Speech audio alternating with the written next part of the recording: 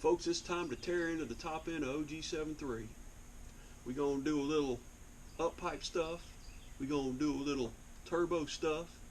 We're going to do a little fuel stuff. We're going to do a little HPOP stuff. It's going to take us a while, but if we're successful, hopefully he'll have less leaks and be a little tooted up in the process.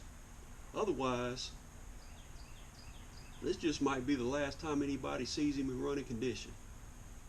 Welcome to Austin Pfeffer Garage.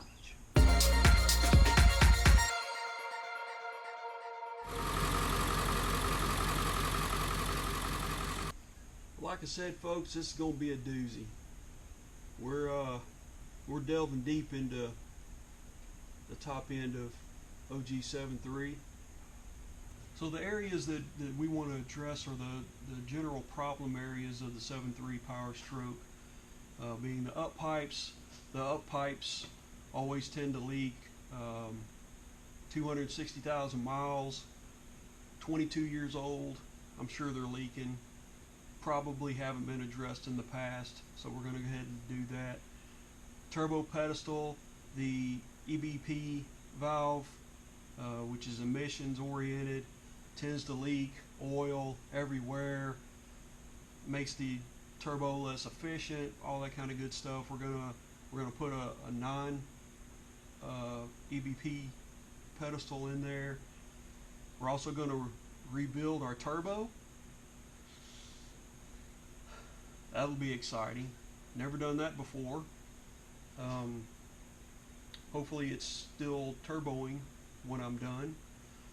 But again, 260,000 miles, it's probably perfectly fine. But hey, why not, right? And we may toot it up a little bit as well. The HPOP lines are notorious for leaking. They have quick connects on the OEMs that tend to wear out and start leaking, things like that. So we're going to replace those with some aftermarket with fittings as opposed to the quick connects. We also have we're going to rebuild our fuel bowl. I don't know for sure that it's leaking. I see indications that it might be. Again, I've never done that before, so hey, why not? So we're going to rebuild that. We got a little few parts to toot that up as well. And then otherwise just basically cleaning things, checking hoses, wiring, things like that the previous resident used as a buffet, and go from there. But again, I want to take my time. Oh, CCV, we're going to be addressing that.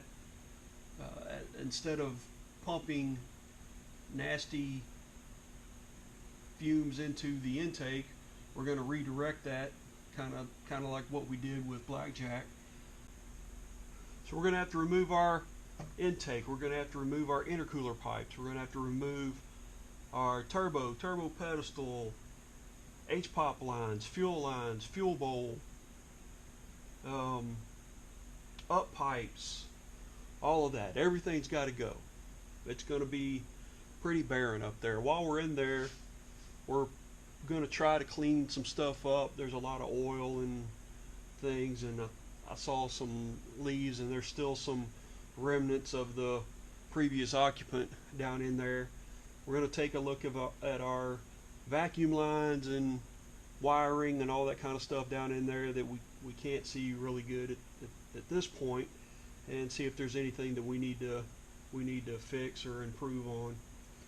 So it's going to be a pretty in-depth process. I mean, I think it's a good running truck. I don't think there's anything that really needs to be done, which never stopped me before.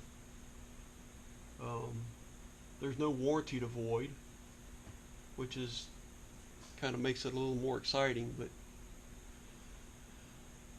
I think hopefully I don't ruin it. That's always a possibility. So it was a little chilly in the shop this morning, so fired up the smoker. And that does two things. One, heats up your shop. Two, makes your shop smell like brisket. However, there is a side effect. It sure does make a fat kid hungry. So this is what we've got on our parts table here. So we've got the Haynes manual, just in case. Probably will need that. Of course, you've always got the central brain as a backup. But this is how it started, folks. This is the HPOP lines that I was going to replace. So these are essentially what are replacing the factory ones. So you always know that while you're there, well, if I'm replacing these, this is the crossover that is an additional means of improving the oil flow and everything for between the two heads and things like that. So sure, why not? Let's just go ahead and get that. Well, shoot, while we're there, we're already messing around with the HPOP lines. The fuel bowl's right there, and most folks say that you need to replace or remove the fuel bowl to make it easier to get to the connections on the HPOP line. So, well, heck, man, if I'm pulling the fuel bowl off, why don't I just go ahead and rebuild it? Because I think it's got a couple of leaks and whatnot. So here we got a little rebuild kit. Well, heck, if I'm rebuilding it, then I got to disconnect the fuel lines. We'll go ahead and get rid of them restrictive backflow check valves that are in the fuel line. And heck, while I'm doing that, I'll give me a little spring kit to increase the fuel pressure a little bit. Not too crazy, but just enough. I mean, heck, I'm there anyway, right? Well, if I'm doing that, with the HPOP lines and everything leaking and all that, the up pipes are notorious for leaking as well. So why don't I just go ahead and get an up pipe kit? Well, you know what? The up pipe kit's kind of expensive. Let me just go ahead and do the connectors here to, and the gaskets will, inevitably start leaking again. Well, I don't want to do this. I don't want to do this twice. So I'm just going to go ahead and get the up pipes. Now this one's got everything. It's got the hardware kit and whatnot. Well, dadgummit, man, if I'm already tearing into the up pipes, why don't I just go ahead and do the turbo pedestal, right? Because the turbo pedestal, the EBPV, is notorious for leaking. That's where most of the oil is coming from anywho. So why don't I just go ahead and replace that as well? So I got, the pedestal, the bolts and things. Well, you got to have the turbo housing piece here, to get rid of, make sure you get rid of all that. And then you've got the little plug here for the connection and stuff like that. And well, shoot, man, if I'm already pulling the turbo off and doing all of this, why don't I just go ahead and rebuild it? I ain't never rebuilt a turbo before. It's kind of scary, but heck, let's go ahead and do that. So if I'm going ahead and rebuilding the turbo, why don't I just toot it up a little bit with a new turbine? So you see, folks, that's how you get into this kit right here. This is exactly how you end up with a truck that don't run. Wish me luck. Decided to get a little sound clip before he goes under the knife.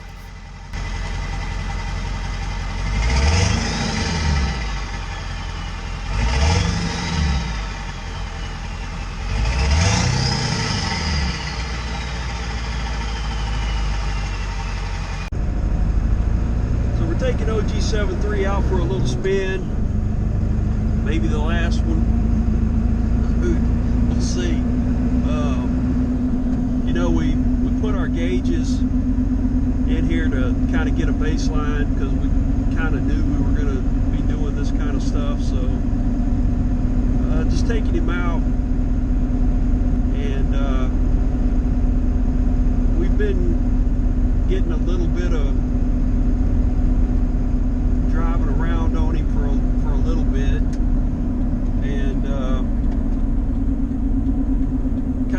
idea, but we're gonna do it one last time just to see where we're at as far as our boost and EGTs.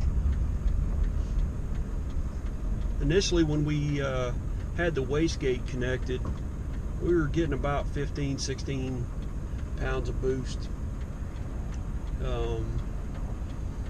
Got the wastegate disconnected now, so we'll see what kind of boost we're looking at now, and get an EGT rating or reading.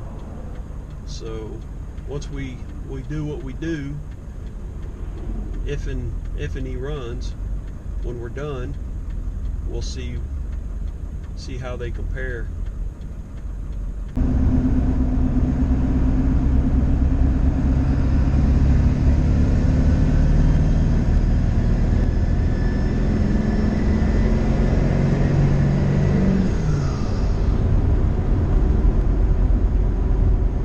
It looks like when we hammer on him, he gets up a little over 20 pounds.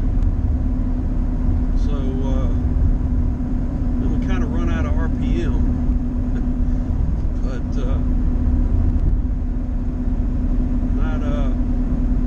so maybe about a 5-pound increase with the wastegate disconnected. So we'll see what he does,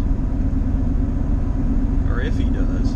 He might not do at all when I get done, so we'll see.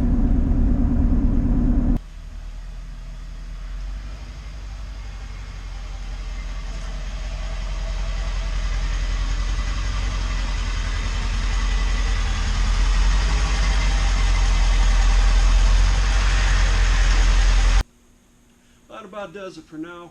We're going to go ahead and get started ripping everything out of OG73. Get all these parts on here.